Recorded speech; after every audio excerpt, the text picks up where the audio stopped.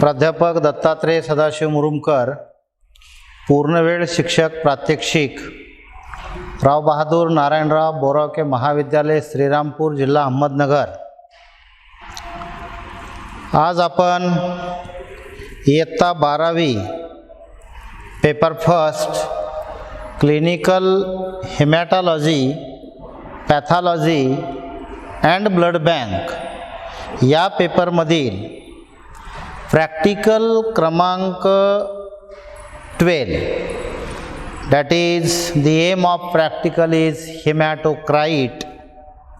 Hematocrit is a nothing but packed cell volume की ज्याला आपण PCV म्हणतो, जो हेमॅटोक्राइट इन ब्रॅकेट PCV म्हणजे पॅक्ड सेल व्हॉल्यूम हा एक्सपेरिमेंट आपण आज या ठिकाणी पाहू। In theoretical base, when we are going to observe the hematocrit investigation, that a hematocrit investigation will be done in laboratory by two ways.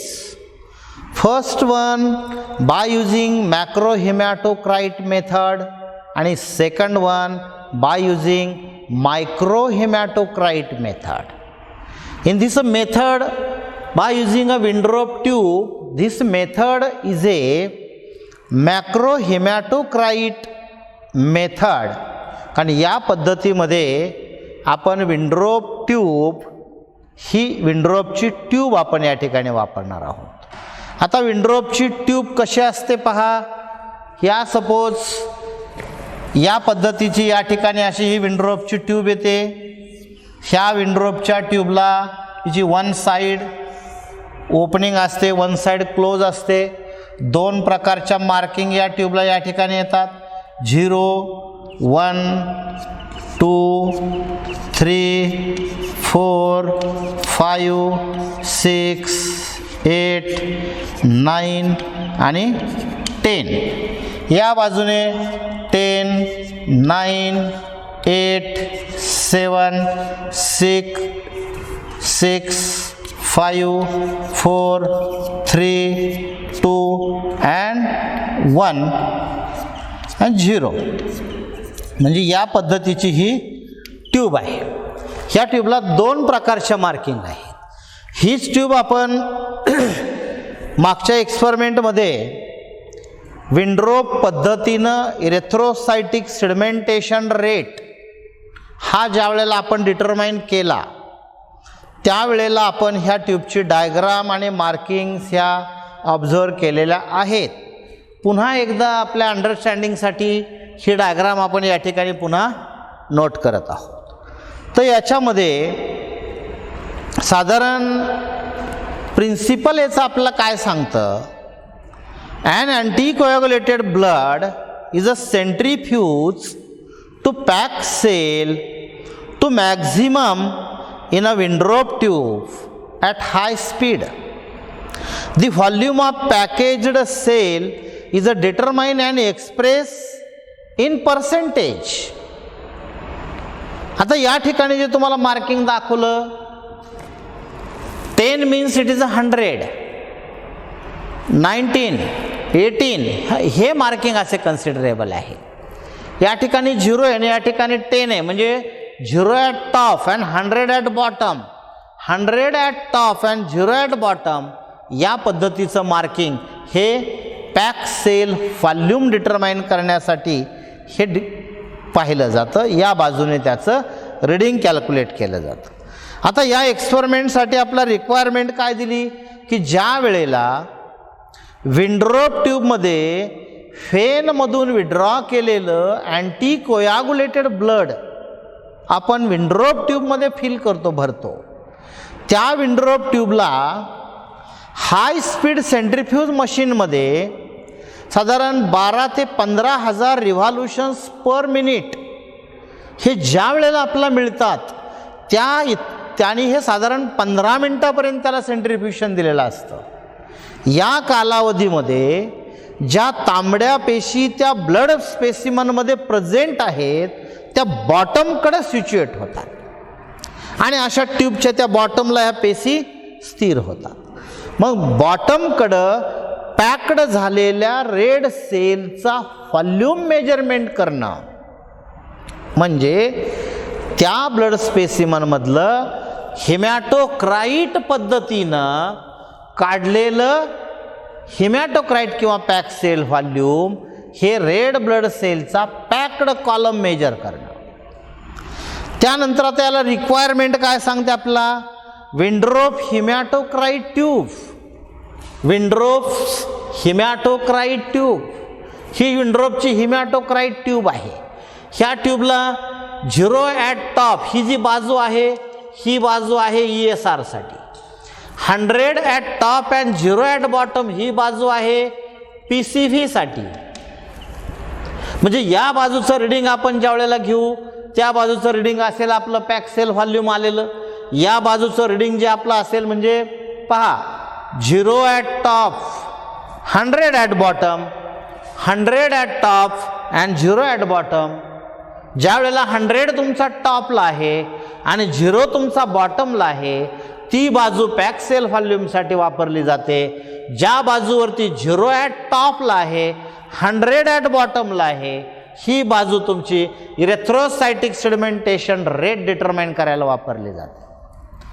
ESR determine करताना या ट्यूबला आपण सेंट्रीफ्यूज करत नाहीत, पण हिमॅटोक्राईट म्हणजे पॅक सेल व्हॉल्यूम करण्यासाठी या ट्यूबला आपण सेंट्रीफ्यूज करतो, कारण haematocrit is nothing but pack cell volume.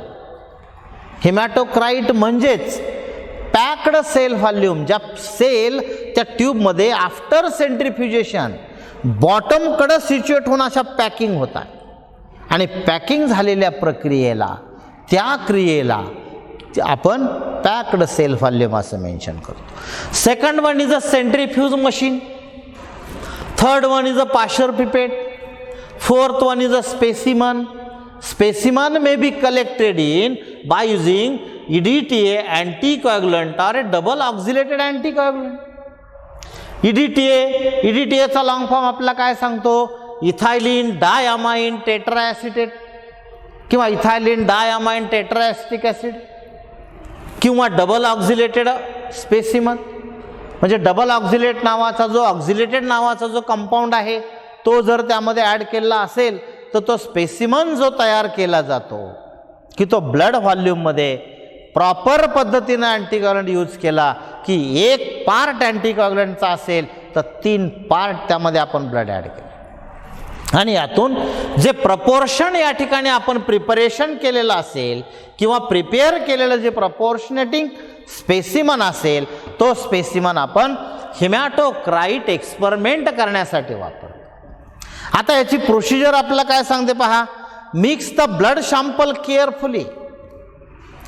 जर तुमच्या लॅबोरेटरीमध्ये आलेलं ब्लडचं स्पेसिमन हे हॉस्पिटलमधून बाहेरनं आलेलं असेल तर त्या स्पेसिमनवरती प्रॉपर पद्धतीनं लेबलिंग केलेलं असतं। तो पेशंट कोण आहे, पेशंटचं नाव काय आहे, it may be a male or female, date कुठली आहे, ब्लड कलेक्शनचं टायमिंग किती आहे, कुठल्या अँटीकॉग्युलेटेड बल्बमध्ये तो ब्लड सॅम्पल त्यांनी गोळा केला, हे सगळे डिटेल्स त्यांच्या पेपरबरोबर आपल्याला आलेले असतात। पण जर डायरेक्टली पेशंट तुमच्या लॅबोरेटरीमध्ये आला आणि तुम्हाला त्या ठिकाणी त्याचं ब्लड काढायचं आणि तुम्हाला प्रॉपर स्पेसिमन तयार करायचं, पेशंट आल्यानंतर तुम्हाला जी एक्सपेरिमेंट काय दिला हा पहिल्यांदा आपल्या डोक्यात क्लिअर करा। एक्सपेरिमेंट काय आहे, हिमॅटोक्राईट इन्व्हेस्टिगेशन तुम्हाला करायचं, म्हणजे पॅक सेल व्हॉल्यूम डिटरमाइन तुम्हाला करायचं। पॅक सेल व्हॉल्यूम डिटरमाइन करताना विंड्रोप ट्यूबचा वापर आपण करतोय। विंड्रोप ट्यूब वापरत असताना how many amount of blood is required, 0.5 to 0.6 ml blood तुम्हाला लागतं, पण 0.5 ब्लड प्रिपेअर करणं आपलं अवघड असतं। मग आपण या अशा एक्सपेरिमेंटसाठी नेहमी डबल व्हॉल्यूम क्वांटिटीमध्ये ब्लड व्हॉल्यूम आपण स्पेसिमन तयार करत असतो। मग 1 मिली स्पेसिमन जर आपण तयार केला 0.5 to 0.6 मिली ब्लड यामध्ये फिल होईल आणि उरलेलं ब्लड तुमच्याकडे शिल्लक असेल. हे ब्लड ज्यावेळी तो बल्बमध्ये आपण तयार केला, तो बल्ब पहिल्यांदा टू सेक इट केअरफुली. जो बल्ब तुम्हाला दिला तो असा गोलाकार तुम्ही बेसिनवरती वर्किंग टेबलवरती फिरवा. बॉटलमध्ये ब्लड असेल तर या पद्धतीनं सेकिंग करू नका, कधी नाही, नेव्हर. जो बल्ब आहे तो बल्ब असा प्लेन ठेवा, वरती त्याला बोट लावा, त्याला जागेवरती असं गोलाकार पद्धतीनं मुवमेंट द्या की जेणेकरून त्या ब्लड स्पेसिमनमध्ये ॲड केलेला अँटीकोॲग्युलेटेड सबस्टन्स प्रॉपर पद्धतीनं त्या ब्लडमध्ये मिक्सअप झालेला असेल. आणि तो प्रॉपर पद्धतीनं मिक्सिंग झाल्यानंतर लेबल ए विंड्रोप ट्यूब. त्या विंड्रोप ट्यूबला तुम्ही लेबल करा. हे ब्लड तुम्ही कोणाचं वापरले, कोण पेशंट आहे तो, किती त्याचं एज आहे, डेट कुठली आहे, तुमचा रजिस्टरचा सिरियल नंबर काय आहे, काय इन्व्हेस्टिगेशन तुम्ही करता, हे सगळे डिटेल्स तुम्ही तुमच्या लेबलिंगवरती त्या विंड्रोप ट्यूबला तुमचे लेबलिंग करा. लेबल केल्यानंतर फिल द ट्यूब. जी विंड्रोपची ही ट्यूब आहे, ही ट्यूब फिल करा. कशानं फिल करायची? By using Pasteur pipette. It is a given in your requirements. जी पाश्चर पिपेट तुमच्या रिक्वायरमेंटमध्ये आपल्याला दिलेली आहे, त्या पाश्चर पिपेटच्या साह्यानं त्या पाश्चर पिपेटला मागच्या बाजूला रबर बॉल असेल, तो बॉल पहिल्यांदा प्रेस करा. प्रेस करून ती पिपेट त्या बल्बमध्ये बुडवा. हळुवारपणे तुमचा दिलेला प्रेशर ढिल्ला करा, ब्लड वरती वरती येईल. पिपेटमध्ये ब्लड आल्यानंतर त्याच्यावरचा प्रेशर 100% काढू नका. ती पिपेट हळुवारपणे विंड्रोप ट्यूबमध्ये तिचा स्टॉक, जो लॉंग स्टॉक असतो, पिपेटमध्ये बुडवा आणि त्याला हळुवारपणे प्रेस देत देत पिपेट अशी वरती वरती ओढत चला. पिपेटमधून ब्लड ह्या ट्यूबमध्ये खाली सोडत सोडत पिपेट वरती येईल. ट्यूब फिल करत असताना काळजीपूर्वक त्याला फिल करा. कुठंही त्यामध्ये एअर बबल्स प्रेझेंट राहतील याची काळजी घ्या. एअर बबल्स राहता कामा नये. एअर बबल्स जर त्यामध्ये आले तर इट फेल्स युअर रिझल्ट. ते ऑटोमॅटिक आपला रिझल्ट फेल करतात. त्यामुळं त्याच्यामध्ये कधीही एअर बबल्स येऊ देऊ नका. Bye using Pasteur pipette or a syringe up to 100 mark avoid trapping of bubbles. जर तुमच्याकडे पाश्चर पिपेट उपलब्ध नाही तर तुम्ही निडल आणि सिरिंज यूज करा. फक्त सिरिंज आणि निडलने वापर करत असताना सिरिंज इथून वरती राहते, निडलचा स्टॉक इथपर्यंत येतो, ब्लड इथंच थांबतं. त्यावेळेला ती पिपेट अशी 2 बोटामध्ये पकडा आणि अशा पद्धतीनं तिला झटका द्या, म्हणजे यामधलं ब्लड खाली बॉटमकडे यायला लागतं. मग एकदा त्याची मार्किंग पडली की वरून तुम्ही सिरिंजमधून ब्लड यामध्ये फिल करायला गेले की हे ऑटोमॅटिकली पिपेट आपली भरली जाते. म्हणजे याही पद्धतीनं आपण तिला ऑपरेट असं करू शकतो.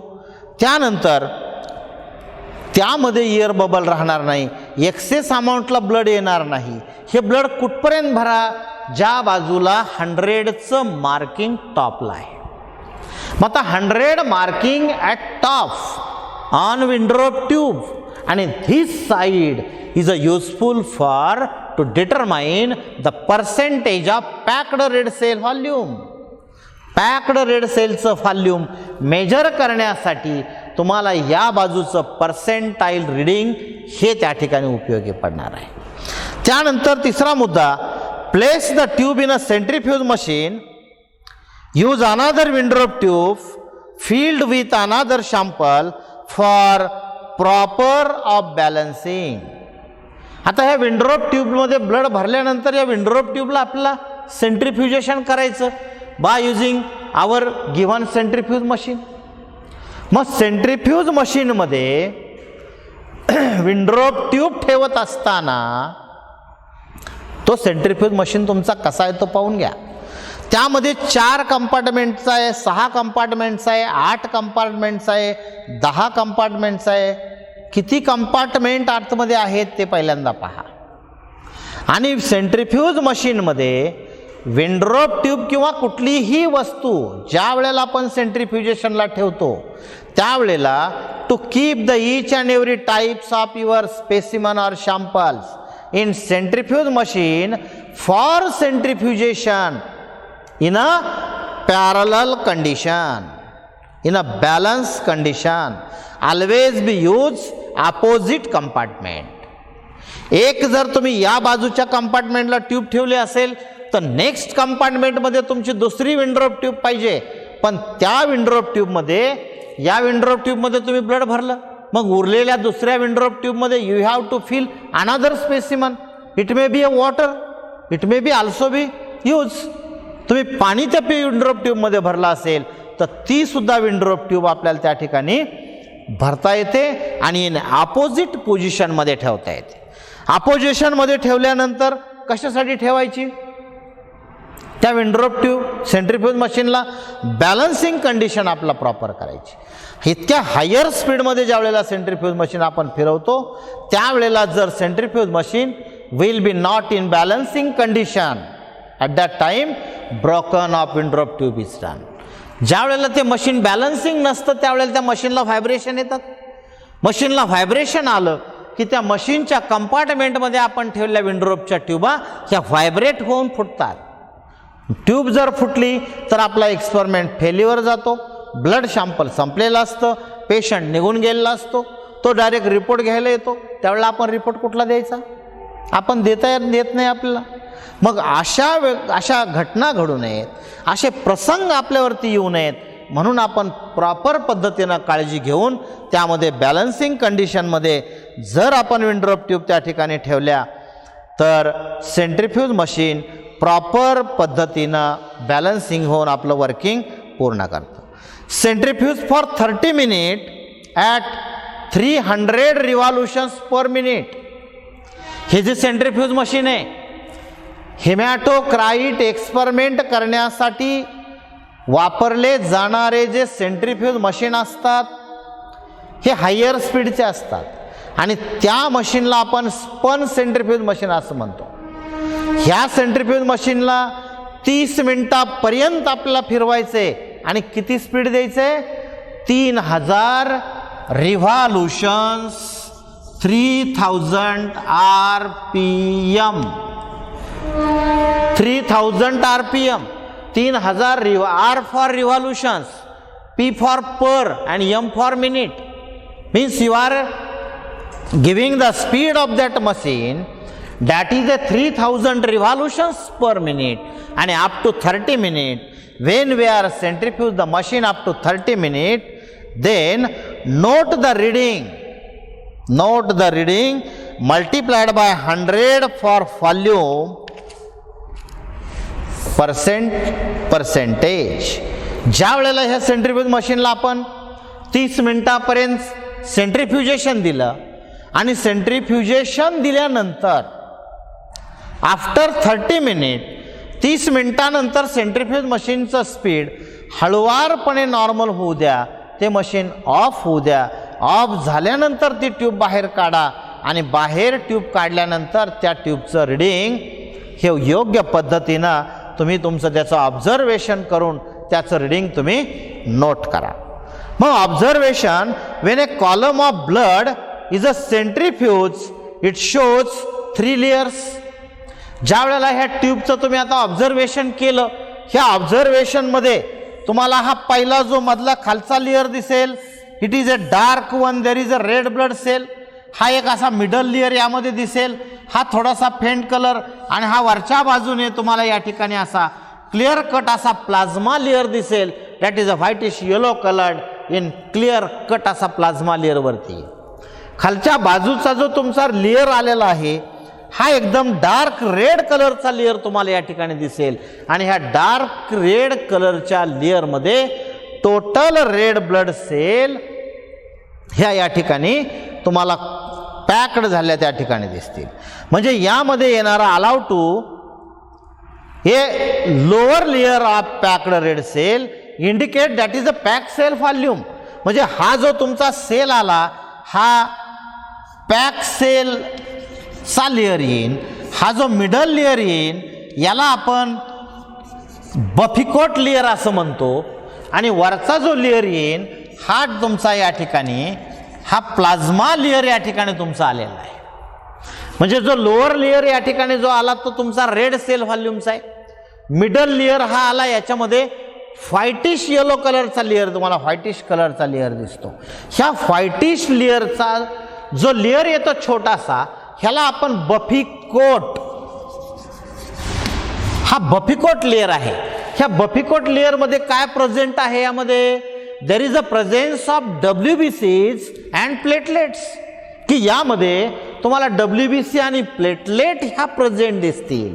आणि वरचा जो क्लिअर कट असा लिक्विड लेअर आला, हा क्लिअर कट असा प्लाझ्माचा लेअर आहे.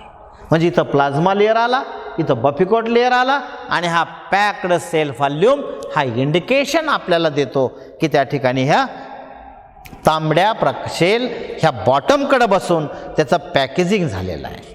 म्हणजे ऑब्झर्वेशनमध्ये काय दिसलं आपल्याला, a lowermost layer of pack cell indicate PCV. Second one, a buffy coat is a thin layer. Buffy coat is a thin layer, हा पातळ लेअर आहे की buffy coat is a thin layer of WBC and platelet which is just above the packed cell, and it is grayish in color. It is 0.5 to 1 mm thick. म्हणजे याची जी level येईल ही level अतिशय कमी असेल, की याच्यामध्ये थिकनेस जो येईल तो 0.5 to 1 चा थिकनेस असेल. आणि याच्यामध्ये येणाऱ्या सेल ह्या मात्र तुमच्या WBCs आणि प्लेटलेट्स ह्या त्यामध्ये आपल्याला प्रेझेंट असतील, आणि ह्या प्रेझेंट तुम्हाला त्या ठिकाणी दिसतील. हा लेअर जस्ट जिथं रेड ब्लड सेलचं संपतात त्याच्या वरच्या बाजूला आणि जिथून प्लाझ्मा लेअर सुरू होतो त्याच्या खालच्या बाजूला ह्या दोन लेअरच्या मध्यावरती पातळसा थीन लेअर आपल्याला जो दिसतो तो म्हणजे त्याचा बफिकोट लेअर असतो. Third one, the uppermost layer of plasma, जो वरचा लेअर येतो क्लिअर कट असा लिक्विड लेअर, हा लिक्विड लेअर जो वरच्या बाजूला आला हा प्लाझ्मा लेअर आहे, आणि हा क्लिअर कट असा वॉटरी लिक्विड लेअर येतो. त्यानंतर आपण जिथं तुमच्या रेड ब्लड सेल अटॅच झाल्या त्या बाजूच्या रेषेचं प्रॉपर पद्धतीनं तुम्ही रिडिंग घ्या. मग या ठिकाणी येणारं रिडिंग आहे तुमचं रिडिंग 100 कडनं स्टार्ट होतं पर्सेंट व्हॅल्यू, 100 टॉपला आहे. या बाजूच्या मार्किंगवर आपण याचं रिडिंग घ्या, आणि ज्या रेषेला त्याची अटॅचमेंट आली त्या रेषेवरचं आलेलं तुमचं रिडिंग म्हणजे त्या ठिकाणी तुम्ही घेतलेला तुमचा हिमॅटोक्राईटवरचा रिझल्ट असेल. आता याची नॉर्मल व्हॅल्यू आपला काय सांगते पहा.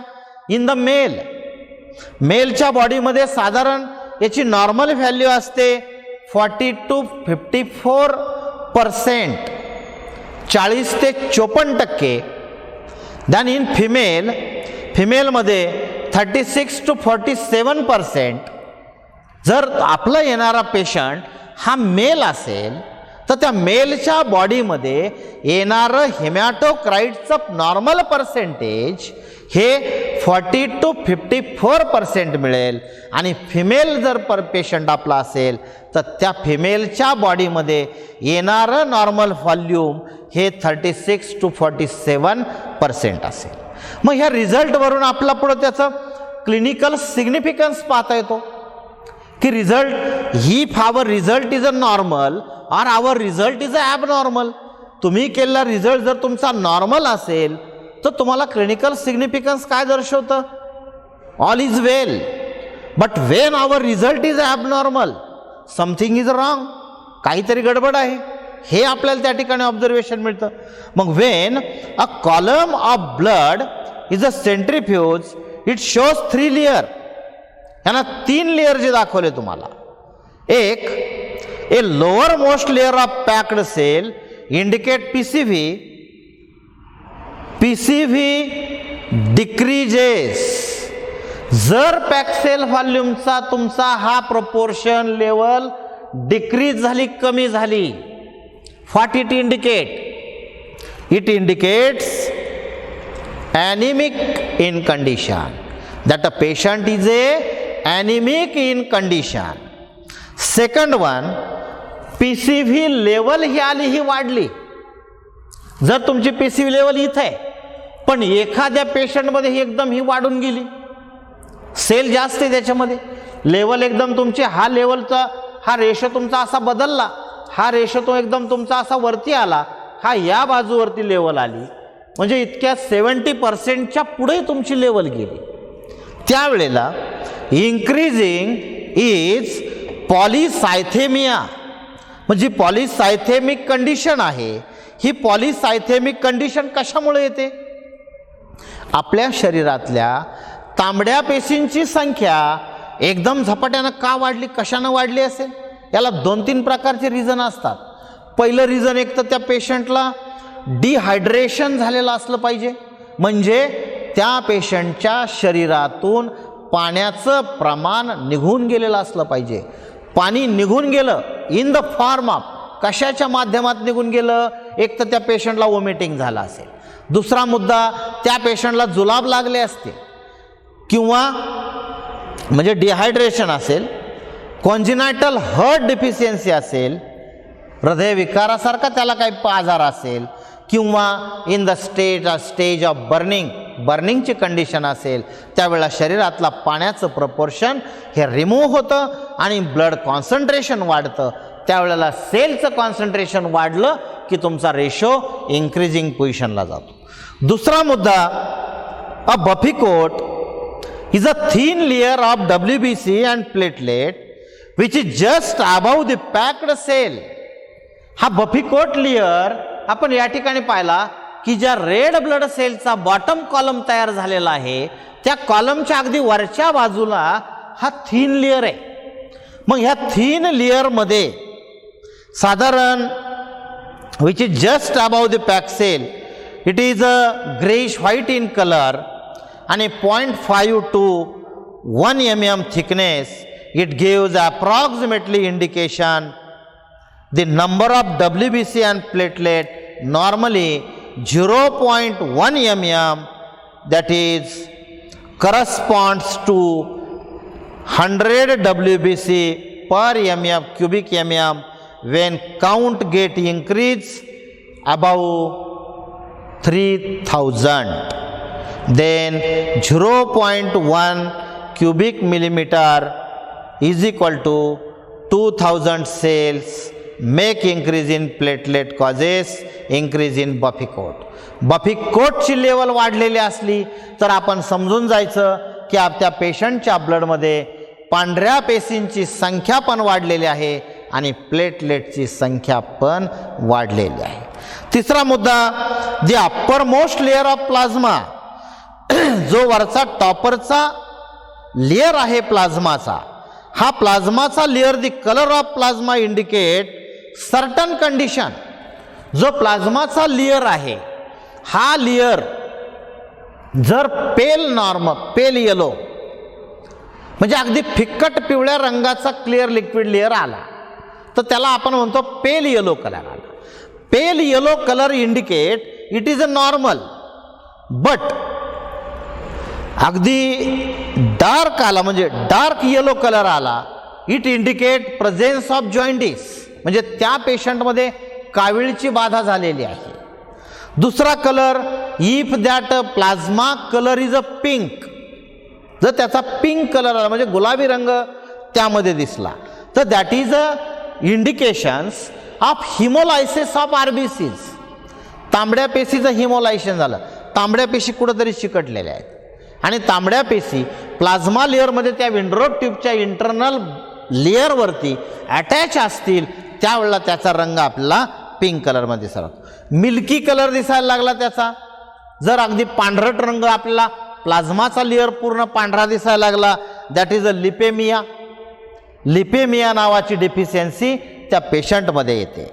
तिसरा पुढचा मुद्दा, ब्राऊन कलर जर आपला प्लाझ्मा लेअर दिसायला लागला तर दॅट इज मेथ हिमोग्लोबिन.